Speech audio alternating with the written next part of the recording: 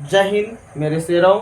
मैं मतलब मैंने पहला लेक्चर में मैंने सभी चीज़ का इंट्रोडक्शन दिया।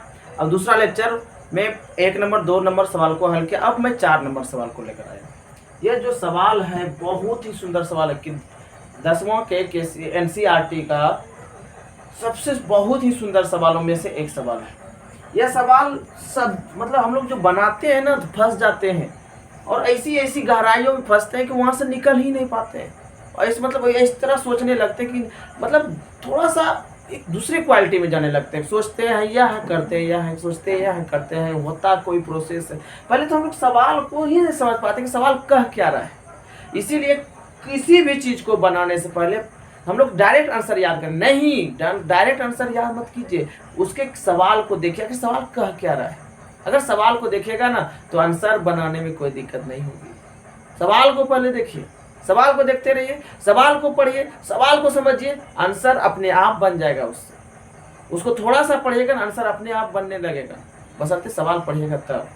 बिना सवाल पढ़े हुए आप लोग नहीं कुछ कर सकते। तो थोड़ा सा देखते हैं यहाँ कुछ हुआ है कि ठीक है।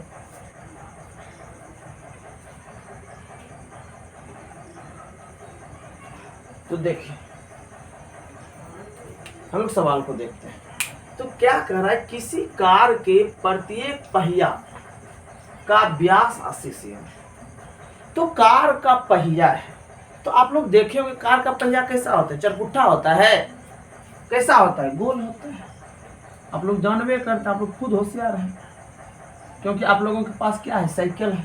साइकिल है ना आपके पास, 10th वाले के पास तो सभी के पास साइकिल है।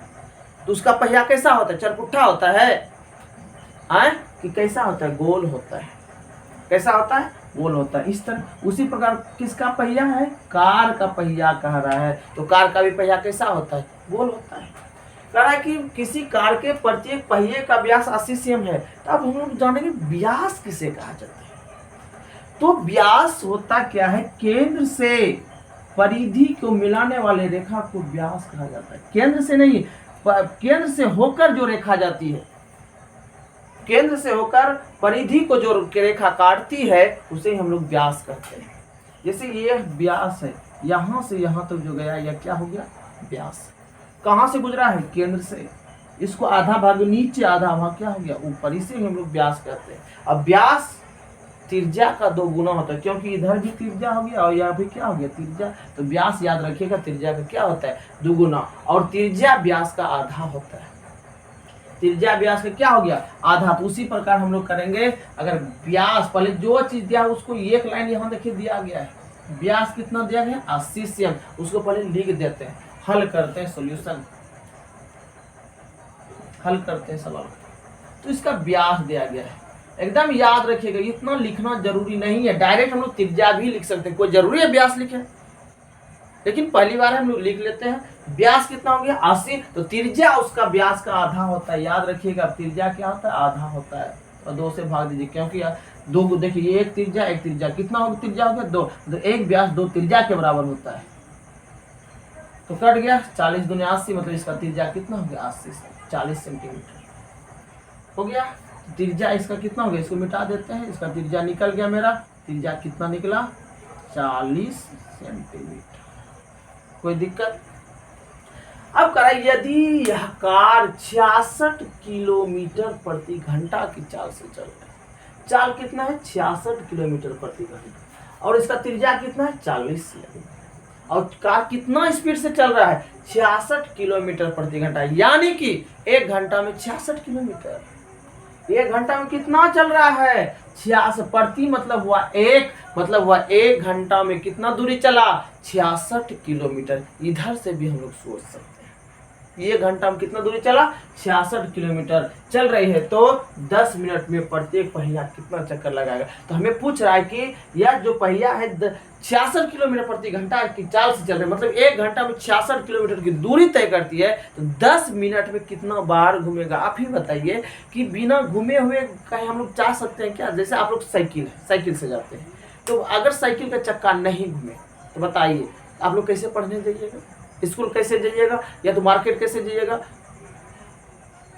बिना चक्का घूमे कहीं जा सकते हैं, उसी प्रकार करा कि 10 मिनट में साइज बता दिया चक्का कितना है, इसका त्रिज्या 40 cm, यह कह रहा है कि 10 मिनट में कितना चक्कर काटे और उसका दूरी भी मतलब कितना चक्कर लगा और उसका और इसका चाल भी दे दिया है 66 किलोमीटर प्रति घंटा। मतलब हुआ कि 1 घंटा में या पहिया जो है 66 किलोमीटर दूरी तय करता।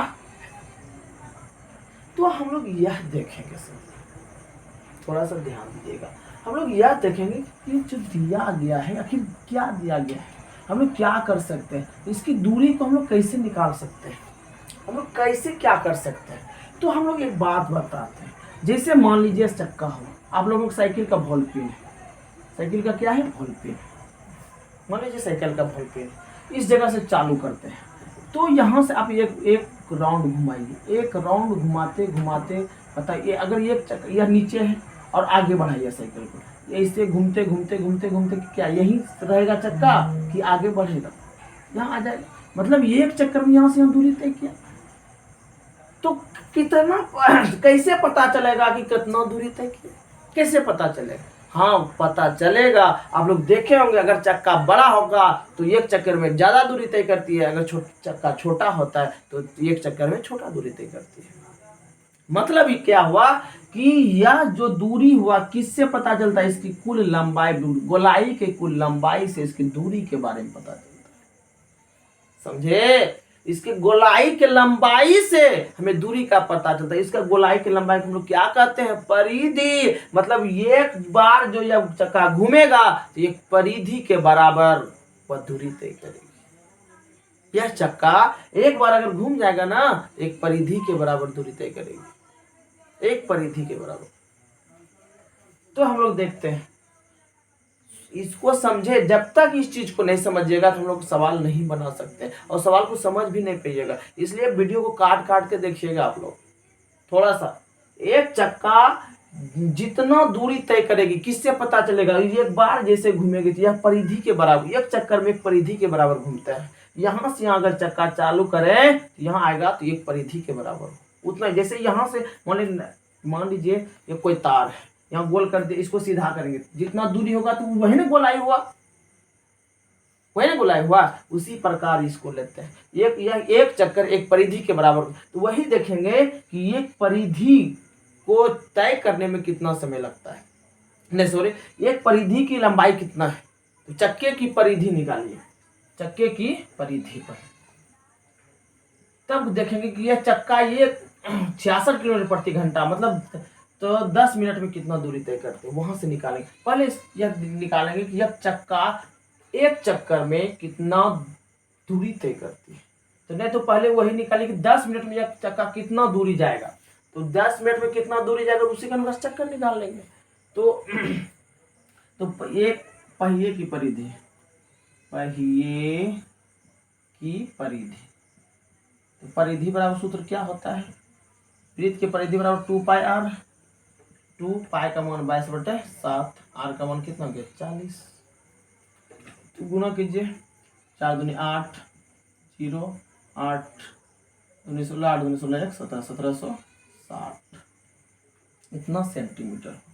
मतलब पहिया जो है एक चक्कर में इतना दूरी तय करती है, पहिया एक चक्कर में इतना दूरी तय करती है, एक चक्कर में।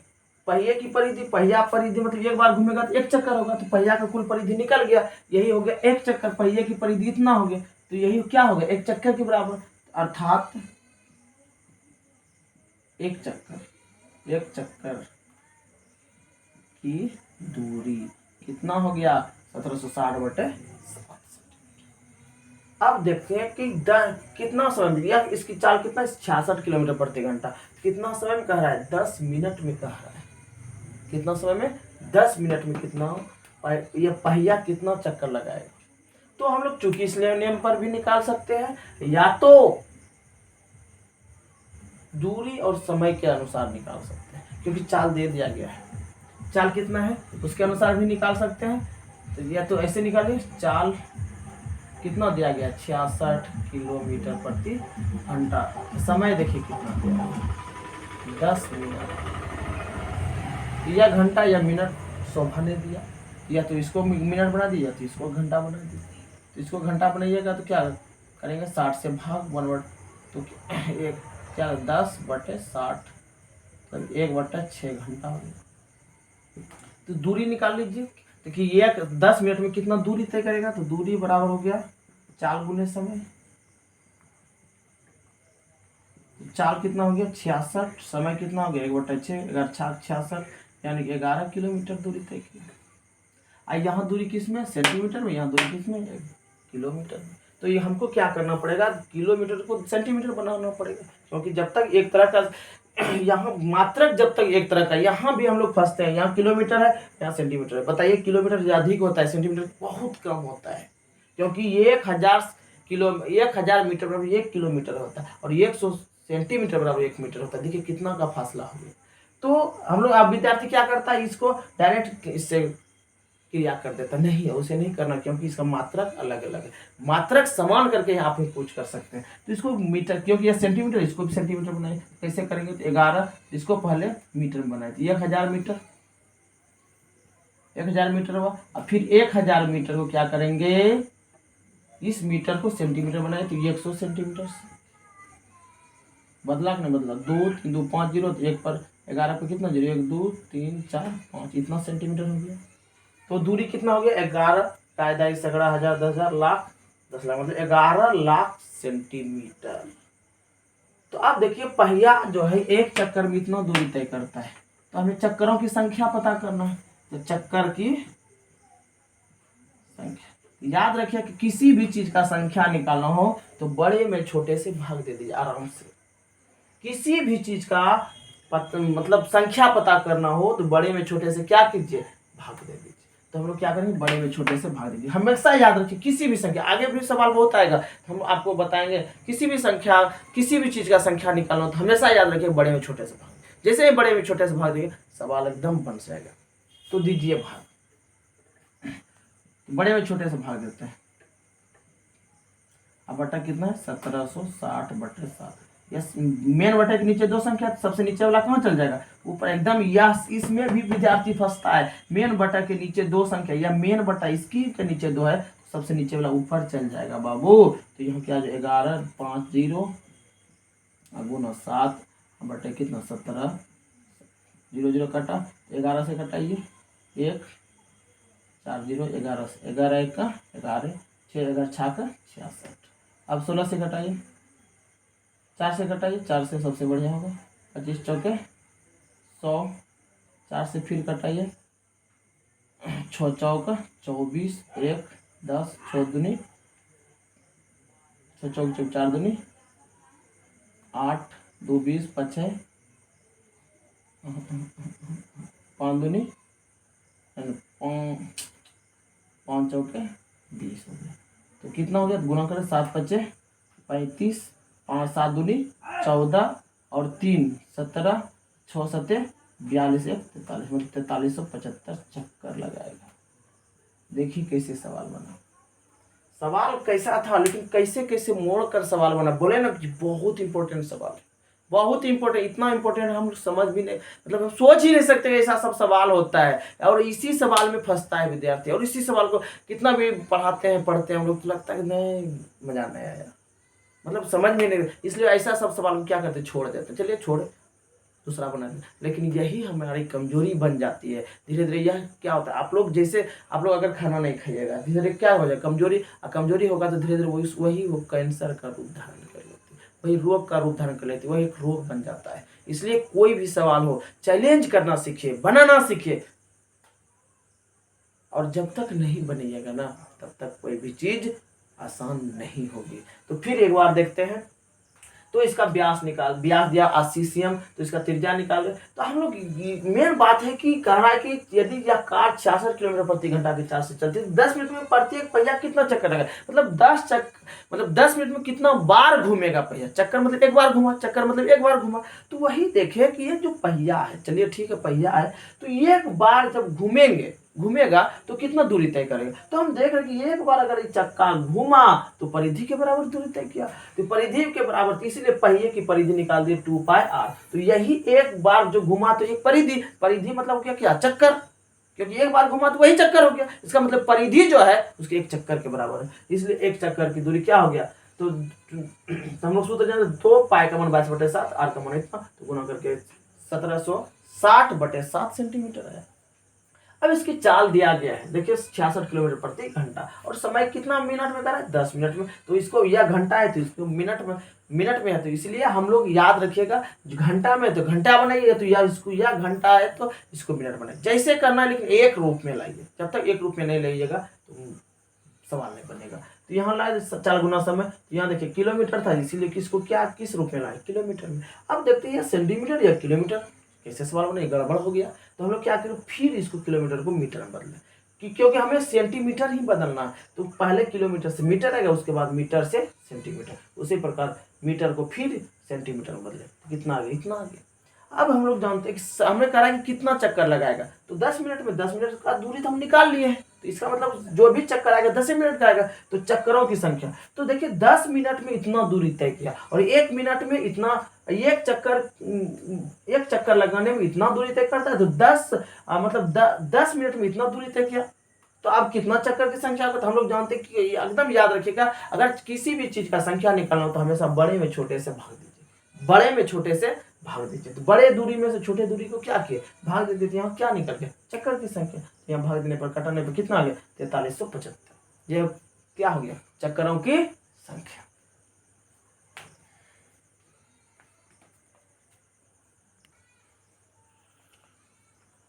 तो हम लोग अगले सवाल की ओर चलते हैं। अगला सवाल में क्या है, 4 नंबर सवाल तो देखिए बना लिया। वो सवाल बहुत सुंदर सवाल था, उसको एक बार नहीं 2 बार 3 बार देखिएगा, एकदम बिल्कुल बनेगा, और बिल्कुल आसान भाषा में बनेगा। कम से कम 1 से 2 बार या 3 बार, मतलब एक बार में नहीं आया तो 2 बार देखिए, 2 बार में नहीं आया 3 बार निश्चित देखिए उसको।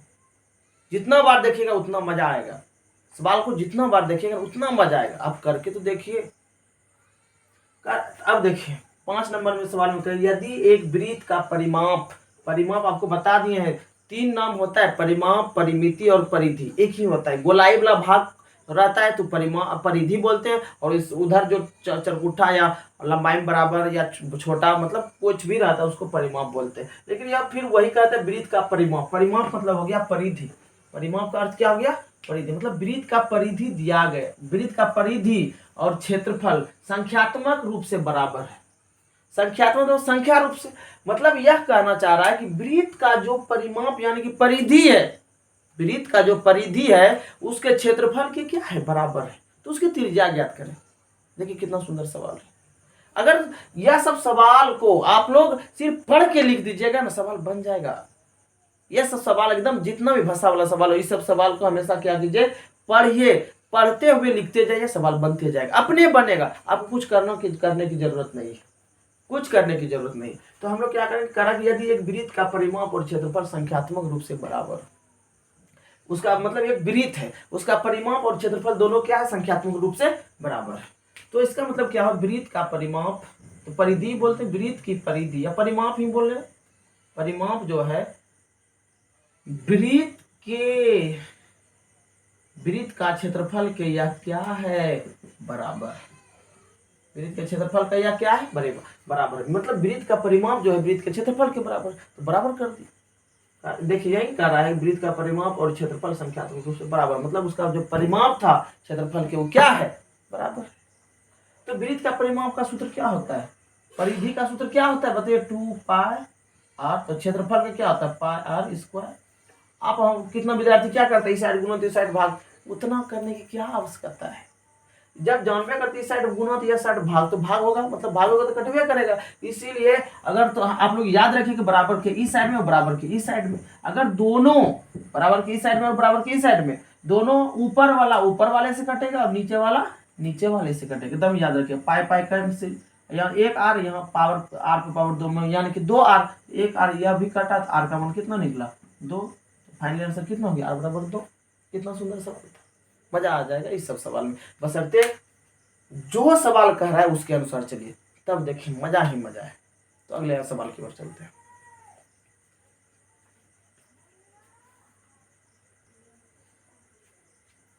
इस सवाल को देखिएगा, आप लोग बोलिएगा कि यह सवाल जो है हम लोग 12.1 खत्म कर चुके हैं, 12.2 चलते हैं। यह क्या है, 6 सेमी त्रिज्या वाले एक वृत्त के क्षेत्रफल का वृत्त के एक त्रिज्यखंड का क्षेत्रफल ज्ञात कीजिए जिसका कोण 90 डिग्री है। तो यह सवाल है। तो आप लोगों को हम पहले ही लेक्चर में बता चुके हैं त्रिज्यखंड क्या है, लघुखंड क्या है, दीर्घखंड क्या है, वृत्त क्या है, इसके बारे में हम पहले ही बता चुके हैं। फिर भी थोड़ा सा बता देते हैं त्रिज्यखंड किसे कहा जाता है इस वीडियो। तो आप लोग पहले ही पहला लेक्चर देख लीजिए, आप लोगों को बिल्कुल अच्छी तरह समझ में आ जाएगा। तो तब फिर भी थोड़ा थोड़ा हम लोग कोशिश करते हैं इसको थोड़ा सा बताने का, और विस्तार से जानना हो तो आप लोग एक लेक्चर एक देखिए, शुरू से देखते आए, एकदम बिल्कुल समझना ही समझना है। तो देखिए तो सही। तो देखते हैं क्या करा है, 6 सेमी त्रिज्या वाले एक वृत्त के एक त्रिज्यखंड। तो पहले जानते हैं कि त्रिज्यखंड क्या है। तो पहले जब तक उसके बारे में नहीं जानेंगे तो हम लोगों को कैसे पता चले कि इसमें क्या होने वाला, त्रिज्यखंड का अर्थ क्या होता है, हम लोग उसको नहीं जान पाएंगे। तो जैसे अगर हम लोग जैसे टेंथ में पढ़ रहे हैं, टेंथ की काबिलियत को नहीं जानेंगे, टेंथ के बारे में अगर नहीं जानेंगे तो क्या फायदा है इसको पढ़कर। अगर हम लोग मैथ पढ़ रहे हैं, मैथ के बारे में नहीं जानेंगे, केमिस्ट्री पढ़ रहे हैं, केमिस्ट्री के बारे में नहीं जानेंगे, तो फिजिक्स पढ़ रहे हैं, फिजिक्स के बारे में नहीं जानेंगे तो क्या फायदा है पढ़कर। तो जो चीज़ जहाँ पढ़ रहे हैं उसके बारे में बिल्कुल अच्छी तरह से जान लीजिए, तब मजा आएगा पढ़ने में। इतना मजा आएगा तो आप लोग सोच भी नहीं सकते, मजा ही मजा है। और मजे के साथ जोश के साथ पढ़िए। और जब तक जोश नहीं आएगा ना शरीर में, जब तक खून में जोश नहीं दौड़ेगा ना, आप सफल नहीं हो पाएगा। और यह आप लोग याद रखिए, टेंथ जो है सफलता की पहली सीढ़ी है। टेंथ जो है सफलता की पहली सीढ़ी है। और जब तक इसको सही से क्रॉस नहीं कीजिएगा, जब तक इसको सही से पास नहीं कीजिएगा, आप अगले सीढ़ी पर नहीं चढ़ सकते बढ़िया तरीका से। अगर इसमें कमजोरी हो जाएगी तो अगले सीढ़ी के लिए आप प्रमुख दावेदार में से नहीं होंगे। और गार्जियन भी सोचेंगे नहीं बच्चा लगता है नहीं पढ़ता है और ये मतलब इतना और नहीं कर पाता है। आप गार्जियन भी मतलब मन से जहां तक भेजना चाहते थे वहां तक नहीं भेज पाएंगे। इसलिए आप मन से तैयारी कीजिए। आपको और कहीं भी किसी भी चीज की प्रॉब्लम हो तो आप हमें कमेंट में कीजिए, हम आपके सभी चीज का सॉल्यूशन करेंगे, सभी चीज का। आप आगे भविष्य के बारे में भी हो सॉल्यूशन करेंगे, चाहे कहीं भी क्लास मतलब इंटर में और कहीं भी जाइएगा तो वहाँ भी हम लोग मतलब आप लोगों को सॉल्यूशन करते रहेंगे कि आपको करना क्या है। क्योंकि हम लोग खुद एक टीचर हैं और हम मिडिल स्कूल में पढ़ाते भी हैं, याद रखिएगा मिडिल स्कूल में पढ़ाते हैं। तो इस चीज को आप लोग गौर कीजिएगा। तो थोड़ा सा देखिए, ज्यादा बात नहीं करेंगे, ज्यादा बात करेंगे समय अधिक हो जाता है, ज्यादा हम लोग कुछ करेंगे नहीं। तो हम कह रहे हैं कि त्रिज्यखंड किसे कहा जाता है, त्रिज्यखंड। तो याद रखिएगा ये वृत्त है, ये क्या है, वृत्त है, यह वृत्त का केंद्र है, ये वृत्त का क्या है, केंद्र। तो वृत्त का केंद्र, तो हम लोग नाम क्या है, त्रिज्यखंड, मतलब त्रिज्या का खंड, मतलब त्रिज्या के द्वारा जो काटा जाता है। वृत्त के अंदर त्रिज्या के द्वारा जो खंड काटा जाता है, मतलब जो आकृति काटी जाती है उसे हम लोग त्रिज्यखंड कहते हैं। मतलब त्रिज्या देखिए, यह त्रिज्या है और यह भी क्या है, त्रिज्या। इसी के द्वारा यह खंड काटा गया है, इसी खंड को हम लोग बोलेंगे त्रिज्या। इसी खंड को क्या बोलेंगे, त्रिज्या। और यहाँ जितना, और यही उसका कोण है, त्रिज्यखंड का यही कोण है, मतलब कितना डिग्री पर त्रिज्या झुकी रहती है वही उसका कोण है। तो यहाँ कितना है कोण, 90 डिग्री। और त्रिज्या का वैल्यू कह रहा है, त्रिज्या कितना है, 6 सेम। तो इधर क्या देते हैं, 6 सेम, इधर भी क्या देते हैं, 6 सेम। इसको ओ मान लेते हैं, इसको ए मान लेते हैं, इसको बी मान लेते हैं। आप लोगों को याद रखें कि जिंदगी में कभी भी किसी भी चीज परिस्थिति में विडंबना आ जाए, किसी भी परिस्थिति में आप अगर लग रहा है कि नहीं हम आगे नहीं बढ़ सकते, एक बार जरूर कांटेक्ट कीजिएगा, हम आपके लिए एकदम हमेशा तैयार है और तत्पर रहेंगे। और आपको एक बहुत ही सर्वश्रेष्ठ ऊंचाई पर सफल हो दिला कर ही दम लेंगे, यह मेरा दावा है। तो थोड़ा सा ध्यान से दीजिएगा कि यह सवाल किससे बनेगा। तो यहाँ जो भी चीज है पहले उतारिए, कह रहा है 6 सेम त्रिज्या क्या की। तो आपको पहले ही बताया कि जो भी सवाल है पहले पढ़ते जाए, उसको लिखते जाए, सवाल अपने आप बनने लगता है। तो कह रहा है 6 सेम त्रिज्या, त्रिज्या किससे सूचित करते हैं, आर से। आर बराबर कितना हो गया, 6 सेम वाले वृत्त के त्रिज्यखंड का क्षेत्रफल पूछ रहा है त्रिज्यखंड का, ज्ञात कीजिए जिसका कोण दिया गया है। कोण मतलब क्या, थीटा। थीटा का मान कितना, 90 डिग्री। तो किसका क्षेत्रफल का, त्रिज्यखंड का। तो जिसका क्षेत्रफल का है उसी में निकले। क्षेत्रमिति में यही होता है कि जिसका क्षेत्रफल का उसी को लिख दीजिए, उसी को निकालिए, अपने आ जाएगा। क्योंकि सबका सूत्र है और सबका सूत्र हम लोग लिख चुके हैं, फिर लिख रहे हैं। क्या करें, त्रिज्यखंड का क्षेत्रफल, त्रिज्यखंड का क्षेत्रफल का निकालेंगे। त्रिज्यखंड का क्षेत्रफल बराबर सूत्र होता है थीटा बटे 360 गुना पाई आर स्क्वायर। थीटा का वैल्यू कितना है, 90 बटा 360 गुना पाई का वैल्यू कितना है 22/7। आर का मान कितना है देखिए 6 गुना 6। पाई का वैल्यू 22/7, मतलब इसमें यह भी कहा गया जब तक अन्यथा कहा न जाए पाई बराबर कितना 22/7 लेना है। तो अगर वो अपने कह देता है कि इस जगह 3.14 लीजिए, हम लोग ले लेंगे। 0 0 कटा 9 चौके 36, 2 से कटाइए 2 दूनी 4, 3 दूनी 6, 2 तिया 6। तो इसको गुना किया 3 तिया 9, 9 दूनी 18, 9 दूनी 18 कितना 19/7 सेंटीमीटर स्क्वायर। देखिए सवाल में कुछ था नहीं, सवाल में कुछ नहीं है, बशर्ते आप लोग जो कहेगा उसको लिखते जाइए और जिसका मान कहेगा उसका सूत्र लगा दीजिए, अपने सवाल आ जाएगा एकदम। आप लोग यही कहना चाहते हैं, आप लोग अपने मम्मी पापा के याद कीजिए। अगर कहीं भी किसी भी परिस्थिति में हो, अगर आप पढ़ने की इच्छा नहीं कर रहा हो, मतलब जगने की इच्छा, भोरे पर जगने की इच्छा नहीं कर रहा हो, या तो आप सब मतलब क्या करते हैं हम लोग दिन में सो जाते हैं, ऐसा हो जाए तो नहीं। अगर ऐसा इस तरह का परिस्थिति आ जाए तो मम्मी उस पापा को उस घड़ी को याद कीजिए जब आपको प्रताड़ित किया गया हो, मम्मी पापा को प्रताड़ित किया गया हो, और उस समय को याद कीजिए और मम्मी पापा के चेहरे को याद कीजिए, तब देखिएगा आप देखते आपको एक बात याद दिला देते हैं। उस मम्मी पापा को हमेशा आदर कीजिए, क्योंकि मम्मी पापा को एकदम आदर इसलिए करना चाहिए क्योंकि उसने हमें पाल पोस कर इतना काबिल बनाया और काबिलियत के रास्ते पर चढ़ा रहा है। याद रखिएगा कि उसके पास अगर पैसा नहीं भी रहता, कहीं से आपको पैसा दे रहा है, उसके पास चप्पल नहीं है फिर भी आपको नया नया चप्पल देता है, कपड़ा नहीं है उसके पास, एक ही धोती या तो एक ही कपड़ा पहनते रहते हैं और आपको कपड़ा देते हैं। अगर उसका चेहरा नहीं याद रखिएगा किसको याद रखिएगा। तो आप लोग उसका फोटो रखिए, हमेशा सामने फोटो रखिए, और जब भी जरूरत हो, मोटिवेशन का जरूरत हो, सिर्फ उसके चेहरों के देख लीजिए, आपको में मोटिवेशन खुद ब खुद आ जाएगा। तो आज इतना ही रखते हैं, अब अगले वीडियो मिलते हैं। आज के लिए बस इतना ही। जय हिंद।